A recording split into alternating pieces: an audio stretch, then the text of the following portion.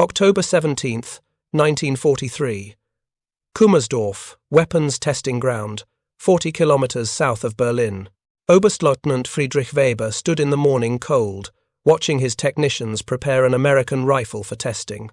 The weapon had been captured 3 weeks earlier from a paratrooper killed during the Allied landings at Salerno.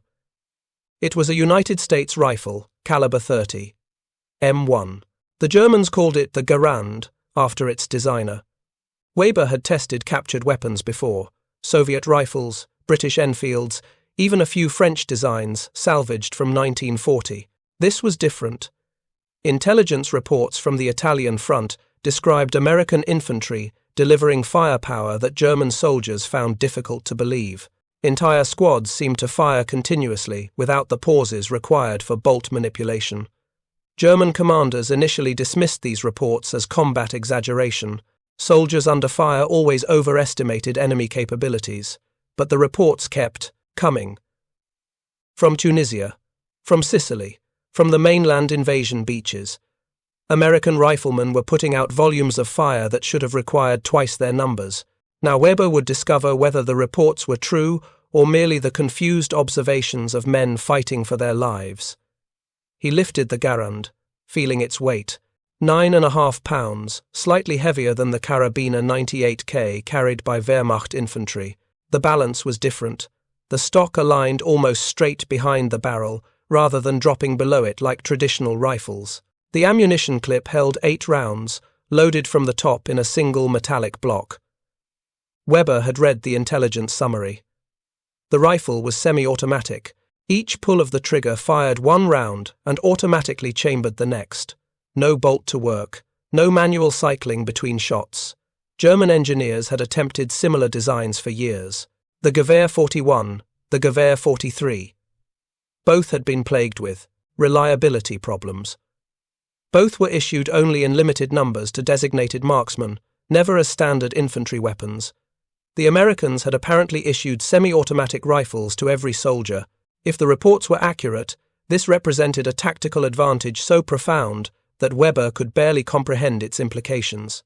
A trained German rifleman with a Kar 98K could fire 15 aimed rounds per minute under ideal conditions. That required working the bolt smoothly between each shot, reacquiring the target, compensating for recoil. 45 rounds in 3 minutes if the soldier maintained perfect technique without fatigue or combat stress. The Garand, according to the intelligence summary, could fire 40 rounds per minute. If you're enjoying this deep dive into the story, hit the subscribe button and let us know in the comments from where in the world you are watching from today. Weber raised the rifle to his shoulder.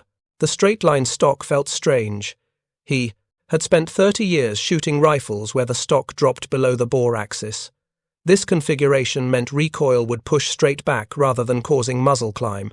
Interesting. He aimed at a target 50 meters downrange and pulled the trigger. The rifle fired. The bolt cycled automatically. A spent cartridge case ejected to the right. Another round chambered itself. The entire operation took perhaps 1/5 of a second. Weber had done nothing except pull the trigger. He pulled the trigger again. Another shot. Another automatic cycle. Again. 8 shots in less than 10 seconds. The distinctive metallic ping as the empty clip ejected. The test technician handed him another loaded clip. Weber inserted it, released the bolt, and fired 8 more rounds. 16 shots in under 20 seconds. He had not moved his hands from firing position, had not broken his sight picture, had not performed any manual operation except pulling the trigger and reloading once. Weber set the rifle down and walked to the target. 15 of 16 shots had struck within the scoring rings. 1 had missed entirely, probably the first shot before he adjusted to the unfamiliar trigger. He returned to the firing line and picked up a standard Wehrmacht Karabiner 98K. He loaded 5 rounds and fired as rapidly as possible while maintaining accuracy. Pull trigger. Fire. Lift bolt handle. Pull bolt back, ejecting the spent case. Push bolt forward, chambering a new round. Push bolt handle down, locking it. Reacquire sight picture. Aim. Fire. He completed 5 shots in 18 seconds. Respectable performance for a trained officer. He reloaded and fired 5 more. 17 seconds. 10 shots from the bolt-action rifle had taken 35 seconds. 16 shots from the American semi-automatic had taken 20 seconds. The mathematics were undeniable. The Garand delivered more than double the sustained fire rate. Weber asked for 3 Wehrmacht infantrymen to demonstrate standard rifle drill. 3 soldiers with Kar 98K rifles fired at their maximum sustainable rate for 60 seconds. The count showed 42 total shots, 14 rounds per minute per soldier. Weber fired the captured Garand for 60 seconds, reloading twice. 38 rounds. He was not even a rifleman by training. He was a weapons testing officer who spent more time at desks than firing ranges. Yet with this American rifle, he had nearly matched the output of 3 trained infantry soldiers. He requested permission to fire extended strings to test reliability. Over the next hour, Weber and his technicians fired 400 rounds through the Garand. It functioned without a single malfunction. The rifle grew hot but continued to cycle perfectly. They tested it with dirt deliberately introduced into the action. They dunked it in water and fired it wet. They loaded it with captured Italian 9M38 ammunition to see if it would accept non-standard cartridges. It would not. The cartridges were too short.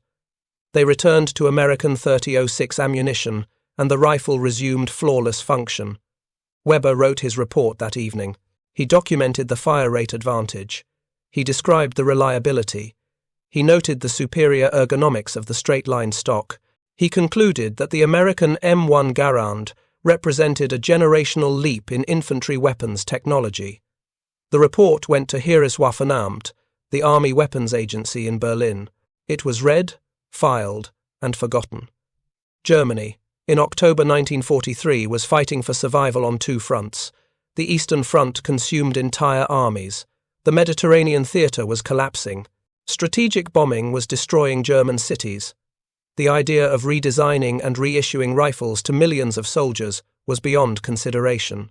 Germany would continue with the Kar 98K, a superb bolt-action design that was nevertheless a weapon from the previous generation of warfare. The story of how America came to field the only standard-issue semi-automatic rifle of any major power begins not on testing grounds or battlefields, but in the mind of a Canadian immigrant who would transform infantry combat forever.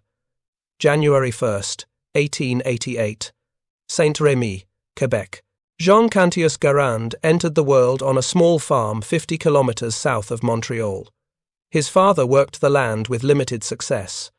The family spoke French. The boy showed early mechanical aptitude, repairing farm equipment and studying the machinery in his father's workshop. At age 11, the family moved to Connecticut when Garand's father found work in textile mills. The boy, now called John by his American neighbors, took a job sweeping floors in a textile factory at Jewett City. He was 12 years old. But young Garand was not interested in sweeping. He was fascinated by the machinery around him. The power looms that transformed thread into cloth. The mechanical systems that controlled tension and weaving patterns. During his breaks, he studied how the machines worked. By 18, he had taught himself enough about precision machining to work as a tool and die maker. The work required mathematical precision and mechanical intuition. Tolerances were measured in thousandths of an inch. A poorly made tool would produce defective parts. A worn die would create products that failed inspection. Garand excelled at this work. He took correspondence courses at night, teaching himself engineering principles that wealthy men learned at universities. He studied metallurgy, thermodynamics, mechanical design. In 1916, at 28 years old, Garand designed his first firearm, a machine gun. He submitted the design to the United States Navy. They were interested enough to ask him to continue development at the Bureau of Standards in Washington. After a year and a half refining the design, Springfield Armory in Massachusetts offered him a position as a design engineer. He accepted. What Garand found at Springfield shocked him. The armory had a legendary reputation. It had given its name to the Springfield rifles that equipped American forces in World War I. But during that war, Springfield had produced only 265,000 rifles. Another 47,000 came from Rock Island Arsenal. Total American production was 312,000 rifles, for an army that grew from 200,000 to 4 million men. The shortfall forced the United States to arm most of its soldiers with British Enfield rifles manufactured under license by Remington and Winchester. More than 2 million American troops carried British-designed weapons because American arsenals could not produce enough rifles. The problem was not lack of skilled workers. The problem was that the Springfield Model 1903 was designed to be hand-fitted by master armourers working at peacetime pace. Each rifle required careful filing and fitting of parts. Mass production was impossible. Modern warfare demanded weapons that could be manufactured quickly by semi-skilled workers using standardized parts and machine tools. Garand recognized that the next war would be won by the nation that could arm its soldiers fastest with the most effective weapons. The rifle he envisioned would fire every time the operator pulled the trigger without requiring manual cycling of a bolt between shots. This semi-automatic operation would multiply the rate of fire compared to bolt-action designs. It would allow soldiers to maintain their shooting position between rounds. Most importantly, it would shift the balance of firepower decisively toward forces equipped with such weapons. But creating a reliable semi-automatic rifle was extraordinarily difficult. Dozens of designers had attempted it. Nearly all had failed. The problem was harnessing the energy from firing one cartridge to automatically load the next, while maintaining reliability under the harsh conditions of combat. Early semi-automatic designs used recoil operation. The barrel and bolt recoiled together, then the bolt continued rearward while the barrel stopped. This worked for pistols and light weapons. It was difficult to implement reliably in rifles firing powerful cartridges. Other designs used gas operation, tapping propellant gases from the barrel to push a piston that cycled the action. This worked better but added weight and complexity. Garand spent years experimenting with different systems. His first designs used primer actuation, where the force of the primer explosion cycled the action. This proved unreliable. The primers did not generate consistent force. Sometimes they cycled the action. Sometimes they did not. He abandoned the concept. He switched to gas operation. A small hole drilled in the barrel would bleed off some of the propellant gases. These gases would push a piston connected to the bolt, driving it rearward to extract the spent case and chamber a fresh round. The system worked in testing. In 1929, Garand's gas-operated design won Army acceptance trials against 24 competing designs. Victory seemed certain. Then politics intervened. General Douglas MacArthur, Army Chief of Staff, insisted the new rifle must use the existing 30-06 Springfield cartridge. Garand had designed his rifle for the newer 276 Pedersen cartridge, a smaller, lighter round that allowed soldiers to carry more ammunition. MacArthur's reasoning was economic. The Army had stockpiled millions of rounds of 30-06 ammunition. Starting fresh with a new caliber would cost millions of dollars and delay deployment for years. Garand returned to his workshop and redesigned everything for the more powerful 30-06 cartridge. The heavier cartridge generated more recoil. It required a stronger bolt. It needed a different gas system pressure. The process took 3 years. On August 3, 1933, his redesigned rifle was officially designated the United States Rifle, caliber 30, M1.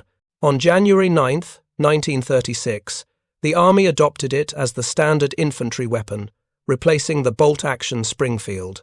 The first production M1 Garand was successfully proof-fired on July 21, 1937.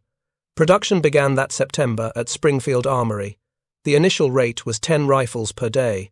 By January 1940, production had increased to 100 per day, but this was nowhere near enough for a nation watching Europe descend into war. On September 20, 1939, the same month Germany invaded Poland, Winchester. Repeating Arms received a contract to manufacture M1 Garands. Winchester engineers were skeptical. They thought the Garand was too complex to mass-produce economically. Relations between Winchester and Springfield Armory became openly hostile. Despite the friction, both manufacturers increased production as war approached. By December 7, 1941, when Japan attacked Pearl Harbor, American factories were producing Garands at unprecedented rates. The M1 became a top priority overnight. January 1942 saw Springfield Armory producing 1,137 Garands per day. Production peaked in January 1944, when Springfield alone manufactured 122,000 rifles in a single month. This translated to 3,936 rifles per day, or 164 rifles per hour. Winchester added another 513,000 rifles between December 1940 and June 1945. By war's end, in August 1945, over 4 million M1 Garands had been produced, a manufacturing achievement unmatched by any other nation. The United States was the only major power to field a semi-automatic rifle as standard infantry equipment. Britain relied on the Persnati-O, bolt-action Lee-Enfield. Germany used the bolt-action Karabiner 98K. The Soviet Union used the bolt-action Mosin Nagant, though they did produce some semi-automatic rifles in limited numbers. Japan used the bolt-action Arisaka. Italy used the bolt-action Carcano. Every other army equipped its infantry primarily with weapons requiring manual bolt operation between each shot. The tactical implications of this difference cannot be overstated. A rifleman with a bolt-action rifle must perform multiple operations between shots. Pull the bolt handle upward and rearward, ejecting the spent cartridge case. Push the bolt forward, stripping a new round from the magazine and chambering it. Push the bolt handle downward, locking the bolt. Raise the rifle back to shooting position. Reacquire the target through the sights. Aim. Fire. The entire cycle requires 4 to 6 seconds for a trained soldier, longer under combat stress, darkness, or extreme conditions. The M1 Garand eliminated most of these steps. Pull trigger. Rifle fires. Gas pressure from the fired cartridge operates the mechanism automatically within 1/5 of a second. Bolt unlocks, extracts the spent case, ejects it, chambers a new round, and locks. The shooter never moves his hands, never drops his aim, never loses his sight picture. Pull trigger again. Another round fires. The fire rate advantage was dramatic. A single shot from a Garand took the same time as a single shot from a bolt-action rifle. The difference appeared when firing multiple rounds in succession. An M1 Garand could deliver 8 aimed shots in 20 seconds. A British Lee-Enfield, already the fastest bolt-action rifle ever produced, needed 48 to 50 seconds for 8 aimed shots. A German Karabiner 98K required almost a full minute. In combat, this translated to overwhelming firepower superiority. American infantry could put 3 times as many rounds downrange as their opponents in any given firefight. They could suppress enemy positions more effectively. They could break up counterattacks before they built momentum. They could win firefights through superior volume of accurate fire. The mathematics told a stark story that German testers like Oberstleutnant Weber confirmed in 1943. A single American rifleman with an M1 Garand could match the sustained firepower of nearly 2 German riflemen with Karabiner 98K rifles.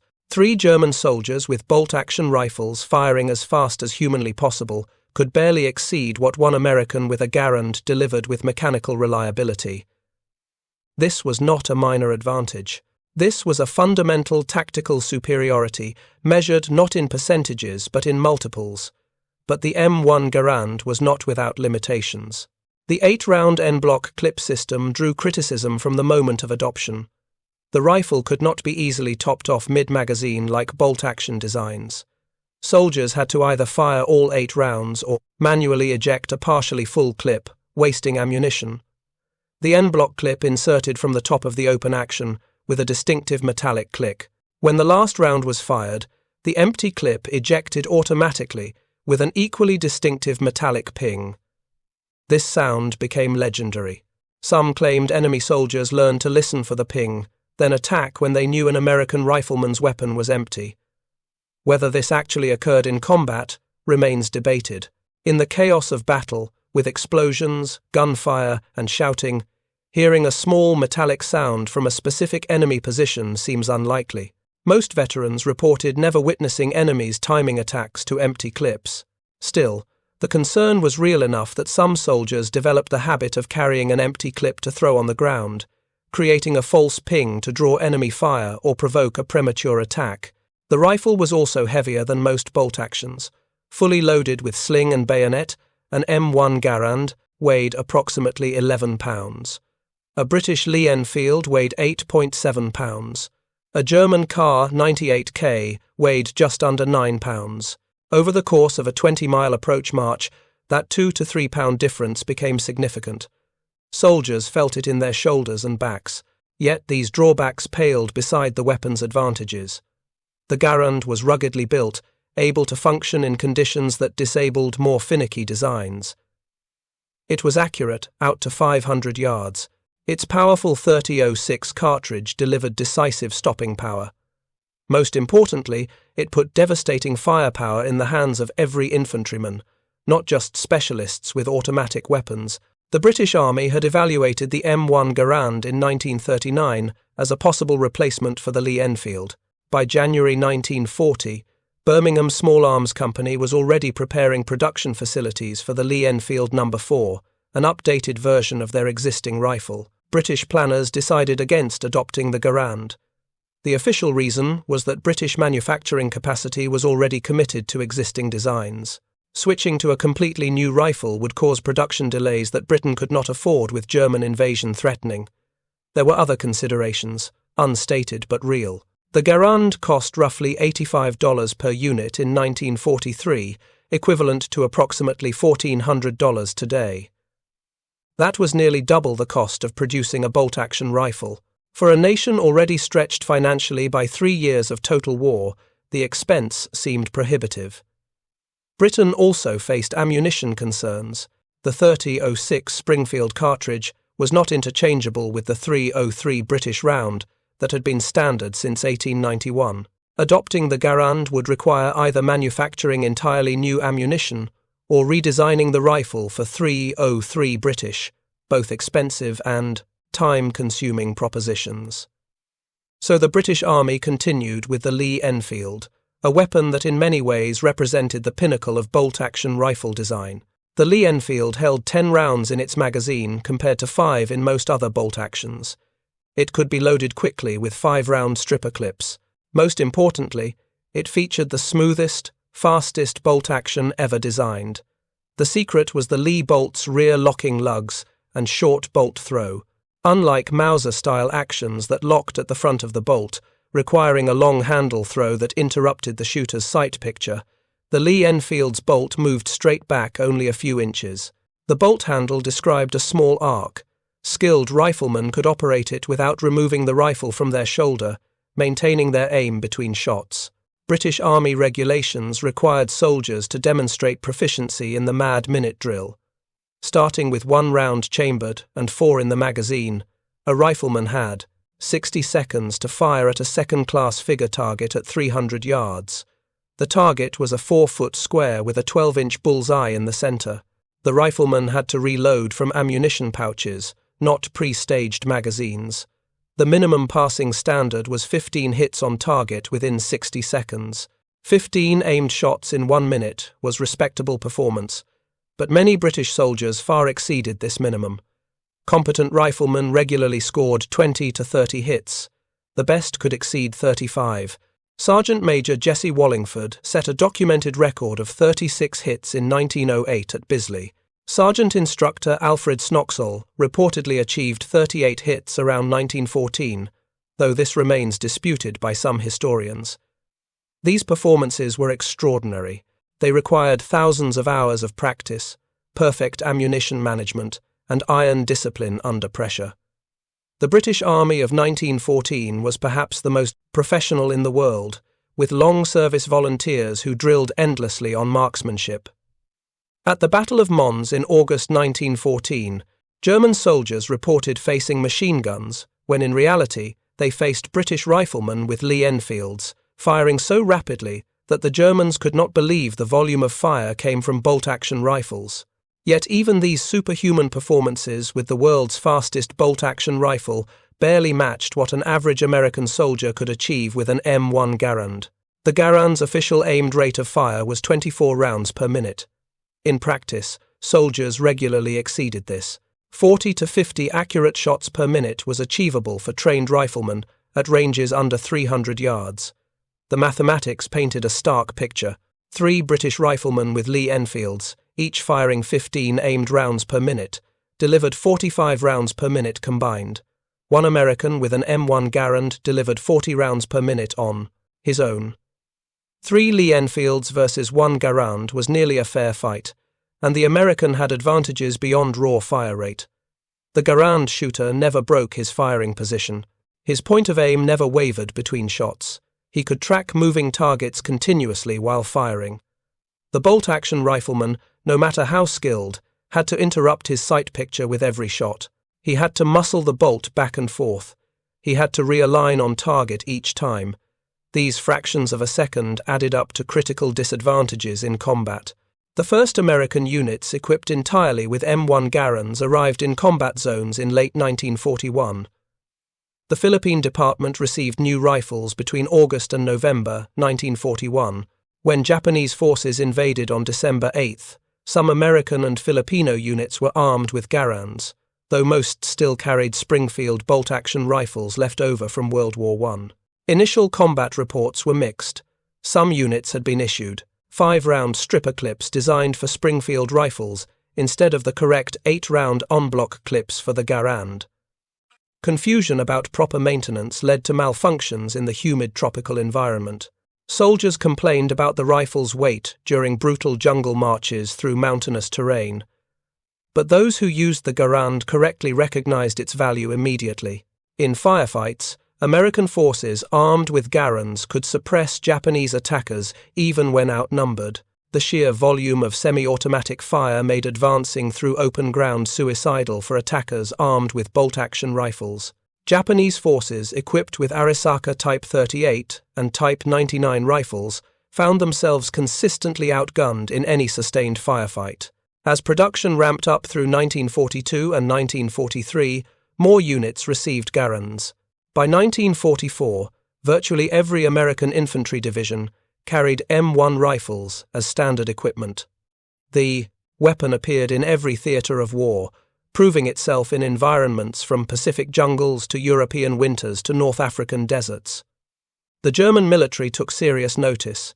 Captured intelligence documents from 1943 show Wehrmacht units specifically warning about American firepower superiority. German soldiers reported that American infantry squads put out more rifle fire than equivalent German units, despite having fewer automatic weapons. The Garand semi-automatic action gave every American rifleman capabilities that Germans reserved for specialists with their rare semi-automatic Gewehr 43 rifles, which were never produced in sufficient numbers for general issue. If you find this story engaging, please take a moment to subscribe and enable notifications. It helps us continue producing in-depth content like this. In November 1942, American and British forces landed in North Africa as part of Operation Torch. Among the assault troops were British commandos, specially equipped for joint operations with American forces. Number 1 Commando and Number 6 Commando received complete issues of American weapons including M1 Garand rifles, Thompson submachine guns, and Browning automatic rifles. The commandos kept these weapons throughout the war. They preferred them to standard British infantry arms. The combination of firepower and reliability proved superior in combat conditions. When Number 1 Commando deployed to Burma in late 1944 as part of 3rd Commando Brigade, they brought their American rifles with them. They would soon put those rifles to the most severe test imaginable.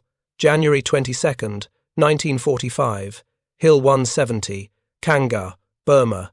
The commandos had spent weeks fighting in the Arakan Peninsula, conducting amphibious assaults to cut off Japanese withdrawal routes. They had seized Hill 170 near Kanga, a dominant height overlooking the main road toward Rangoon. Holding this hill was critical. If it fell, all British forces on the peninsula would be endangered. The Japanese 54th Division recognized the threat. In the early morning hours of January 22nd, the 2nd Battalion of the Japanese 154th Infantry Regiment launched a major counterattack. Artillery and mortar fire pounded the northern end of Hill 170, where Lieutenant George Nolan's No. 4 Troop held the line with 24 men. At 07:30 hours, Japanese infantry attacked in waves, hurling grenades and charging with fixed bayonets. Nolan's platoon of 24 men faced approximately 300 attackers. The odds were horrific, more than 12 to 1. But every British soldier held an M1 Garand. The difference was immediately apparent. Japanese soldiers armed with bolt-action Type 99 rifles could not match the sustained fire from the commandos' semi-automatic weapons. Each British rifleman could maintain continuous fire without the vulnerable pauses required for working a bolt. Where a Japanese soldier fired one shot and then had to cycle his bolt, taking his eyes off the target and interrupting his aim, the British commandos simply pulled their triggers repeatedly. 8 shots without pause. Reload. 8 more shots. The mathematics of firepower played out in blood. The attackers were cut down before they could close to hand grenade range. Bodies began piling up on the hillside approaches, but the Japanese kept coming. Wave after wave. Lieutenant Colonel Trevor, who commanded No. 1 Commando, would later write in his memoir that the unit's combination of Garand rifles, Thompson submachine guns, and Bren light machine guns gave them a clear firepower advantage over Japanese forces, despite being heavily outnumbered. The Garands were particularly valuable because they gave every rifleman semi-automatic weapon firepower without the ammunition consumption of true machine guns. A Bren gun could fire 600 rounds per minute but would exhaust its ammunition supply quickly. The Garands provided sustained, accurate fire that could be maintained throughout a long engagement. The battle raged for 12 hours. Wave after wave of Japanese infantry crashed against the British positions. Lieutenant Noland moved constantly among his men, distributing ammunition, manning machine guns when crew members fell, and firing his own Garand until he was killed in action during the final Japanese assault. His leadership and the superior firepower of his platoon's weapons held the position against impossible odds. When the attacks finally ceased that evening, over 340 Japanese bodies lay scattered across the hillside. British casualties were severe but sustainable. No. 4 Troop had held. The firepower advantage had been decisive. For his actions, Lieutenant George Noland received a posthumous Victoria Cross, Britain's highest military honour. No. 1 Commandos' defence of Hill 170 became a legendary engagement studied for decades afterward as an example of how superior weapons technology could offset numerical disadvantage. The battle demonstrated in microcosm what American forces experienced across all theatres. The M1 Garand gave infantry units a fundamental tactical advantage. They could win firefights through superior volume of fire. They could break up enemy attacks before they gained momentum. They could hold defensive positions against larger forces. They could advance under fire because they could suppress defenders more effectively than those defenders could return fire. General George Patton, commanding Third Army in Europe during 1944 and 1945, wrote to the Ordnance Department on January 26, 1945, "In my opinion, the M1 rifle is the greatest battle implement ever devised." Coming from Patton, a notoriously critical commander who rarely praised anything, this was extraordinary recognition. Patton understood what the Garand meant tactically. His army could advance aggressively because his infantry could win firefights reliably. When German forces counterattacked, American defensive fire shredded them before they could reach American lines. The semi-automatic rifle transformed American infantry from merely adequate to genuinely superior. The production achievement was equally impressive. Between 1937 and 1945, Springfield Armory manufactured 3,526,922 M1 Garands. Winchester added 513,880. Combined production exceeded 4 million rifles by war's end. The factories operated 24 hours per day in 3 shifts. By mid-1943, Springfield's output topped 4,000 rifles daily. This was accomplished despite wartime shortages of skilled labour, with women and older men replacing drafted workers. The rifles met stringent quality standards despite the production pressure. Acceptance testing required each rifle to group shots within 4 inches at 100 yards. Barrels that failed accuracy testing were rejected. Gas systems were pressure tested. Receivers were stress tested to ensure they would not crack under sustained use. The logistics of supplying 4 million rifles boggle the mind. Each Garand contained 54 major components and hundreds of smaller parts. Every component had to meet precise tolerances, measured in thousandths of an inch. The supply chain extended across America. Steel came from mills in Pennsylvania and Ohio. Walnut stalks were cut from trees in California, Missouri, and the Appalachian Mountains.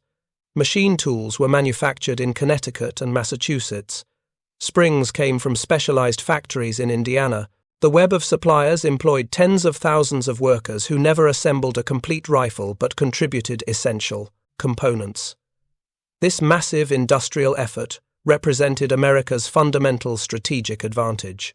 The nation's manufacturing capacity, protected by 2 oceans from enemy bombing, could produce weapons faster than enemies could destroy them. Where Germany struggled to equip every soldier with adequate small arms and relied increasingly on captured weapons, America fielded the most advanced infantry rifle in the world as standard issue to every soldier.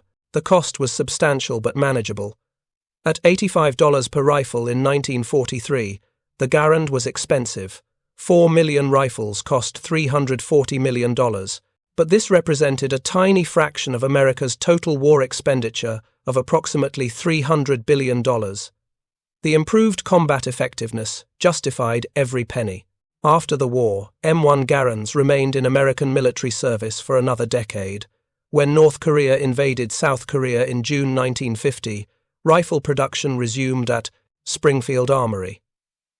2 additional contractors, International Harvester and Harrington and Richardson, manufactured Garands during the Korean War. Combined production from 1952 to 1957 added another 1,400,000 rifles. The Garand saw extensive combat in Korea against Chinese and North Korean forces equipped with Soviet weapons. Operations research from Korea confirmed that most infantry combat occurred within 300 yards, exactly where the Garand excelled. In 1957, the M14 rifle was officially adopted as the new American standard. The M14 was essentially an improved Garand, with select fire capability and a 20-round detachable box magazine. It retained John Garand's basic gas operating system and rotating bolt. Production began in 1959, and the rifle gradually replaced the M1 Garand through the early 1960s. By 1965, the M1 was fully phased out of active American military service. International adoption of the Garand validated its effectiveness. Over 30 nations purchased or received American surplus rifles. South Korea, West Germany, Italy, Japan, Denmark, Greece, Turkey, Iran, and many others armed their militaries with Garands in the 1950s and 60s. Some remained in service into the 1980s. The rifle's longevity testified to its rugged reliability and effective design. British forces who used the Garand in combat universally preferred it to the Lee Enfield. The commandos who carried American rifles in North Africa and Burma maintained them for decades after the war ended. At reunion events in the 1960s and 70s, veterans spoke about how the Garand's firepower had saved their lives. The weapon gave them confidence in combat that bolt-action rifles could not provide. German soldiers captured while carrying Garands they had scavenged from American casualties reported similar sentiments. One Wehrmacht veteran interviewed in 1973 said he had thrown away his Kar 98K after finding a Garand on a dead American paratrooper. He carried it until he was captured, preferring the semi-automatic's firepower advantage despite the risk of being shot as a spy for carrying enemy weapons. The comparison between the M1 Garand and bolt-action rifles illuminates fundamental differences in military philosophy. Britain designed the Lee Enfield to be the best possible bolt-action rifle, fast to operate, smooth in action, reliable, accurate, holding more rounds than competing designs. It represented the pinnacle of 19th century small arms development. For its purpose, it was nearly perfect. America designed the M1 Garand to make the bolt-action rifle obsolete. Rather than perfecting existing technology, John Garand created something fundamentally new, His rifle embodied 20th century thinking: let machines do work that previously required human muscle and coordination. The semi-automatic action transferred the burden of cycling the rifle from the soldier to the weapon itself. This philosophical difference extended beyond small arms to America's entire approach to warfare. Where European powers emphasized training and tradition, America emphasized technology and industrial capacity. Where others sought to maximize the effectiveness of individual soldiers through superior skills, America sought to multiply the effectiveness of average soldiers through superior equipment. The M1 Garand exemplified this approach. An adequately trained soldier with a Garand could outshoot an expertly trained soldier with a bolt-action rifle. The weapon's semi-automatic action compensated for differences in skill level. A mediocre rifleman with a Garand was more combat effective than an excellent rifleman with a Lee Enfield. Technology trumped training. This was not to disparage British marksmanship, which remained excellent throughout World War II. But marksmanship alone could not overcome the fundamental advantage of firing 8 rounds without manual cycling versus firing 10 rounds with manual cycling required between each shot. The physics and mechanics favored the semi-automatic design so overwhelmingly that skill differentials became secondary. The firepower calculation remained brutally simple. In any 60-second engagement, 3 British riflemen with Lee Enfields firing at the maximum trained rate of 15 aimed rounds per minute delivered 45 rounds total. 1 American rifleman with an M1 Garand firing at 24 aimed rounds per minute, well below the weapon's maximum capability, delivered 24 rounds. But the comparison understates the Garand's advantage. The 3 British riflemen occupied 3 positions. They presented 3 targets to enemy return fire.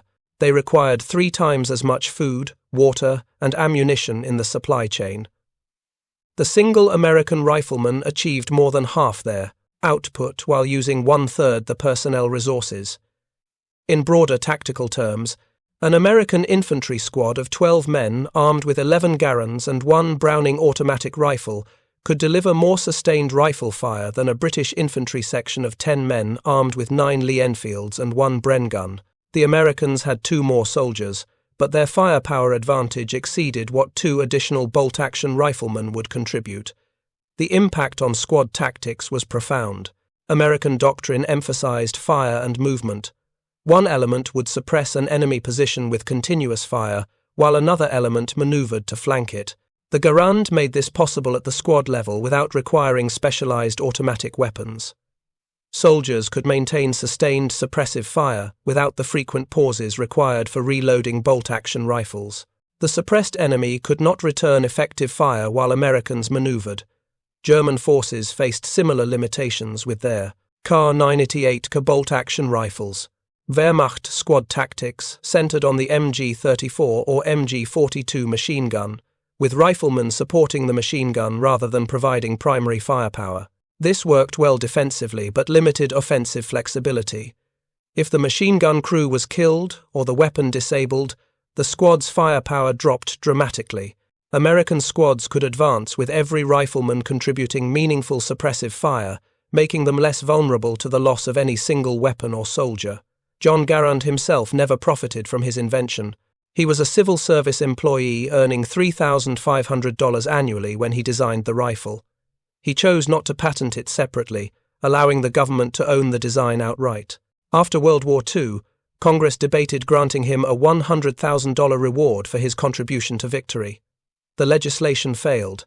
Garand received various medals and honors, but no financial compensation commensurate with his contribution to American military success. He retired from Springfield Armory in 1953, at age 65, having spent 34 years refining and improving his rifle. He lived quietly in retirement until his death on February 16, 1974, at age 86. By then, over 5 million M1 Garands had been produced. His rifle had equipped American forces through 3 wars. His design principles informed every modern military rifle developed since. He died as he had lived, quietly, avoiding publicity, letting his work speak for itself. The rifle's legacy endures in museums, collections, and shooting ranges worldwide. More than 80 years after its introduction, M1 Garands remain popular among civilian shooters for their accuracy, reliability, and historical significance. The Civilian Marksmanship Program, a federally chartered organization, has sold hundreds of thousands of surplus Garands to American citizens for target shooting and collecting. The story of the M1 Garand ultimately represents the victory of innovation over tradition. Britain's Lee Enfield was the ultimate expression of bolt-action technology, refined over decades to near perfection. But perfecting old technology could not compete with creating new technology. The semi-automatic action was not incrementally better. It was fundamentally different. It changed the nature of infantry combat. John Garand understood this. He recognized that soldiers needed weapons that worked with them, not weapons that required constant expert manipulation to operate effectively. His rifle did the mechanical work of cycling between shots, freeing soldiers to focus on aiming and shooting. This seemingly simple innovation multiplied combat effectiveness dramatically. When German testers like Oberstleutnant Weber fired captured Garands at Kummersdorf in October 1943, they confirmed what American soldiers already knew. One man with a Garand could nearly match 3 men with bolt-action rifles. Not quite 3-to-1, but far closer than any previous infantry weapon comparison. The mathematics remained stark and undeniable. The American soldier with a Garand functionally matched nearly 2 soldiers with bolt-action rifles, while requiring half the logistical support. That advantage translated directly into tactical success on battlefields across the world. The Garand gave America a firepower advantage measured in multiples, not percentages. General Patton's assessment was correct. The M1 Garand was indeed the greatest battle implement ever devised, not because it was perfect, but because it changed what was possible in infantry combat. It proved that technology could multiply effectiveness more than training alone ever could. It demonstrated that innovation beats refinement. It showed that the future belongs to those who create new solutions rather than perfecting old ones. 3 German soldiers with Kar-98K rifles could not match what 1 American with a Garand could deliver. That sentence contains the essence of why America's M1 Garand changed infantry combat forever. Not because German soldiers were inferior, they were among the best trained in the world. Not because the Kar-98K was poorly designed, it was an excellent bolt-action rifle, but because semi-automatic operation was simply undeniably superior. Technology had spoken, the future had arrived, and it fired 40 rounds per minute without requiring a single manual bolt cycle. Thank you for watching. For more detailed historical breakdowns, check out the other videos on your screen now, and don't forget to subscribe.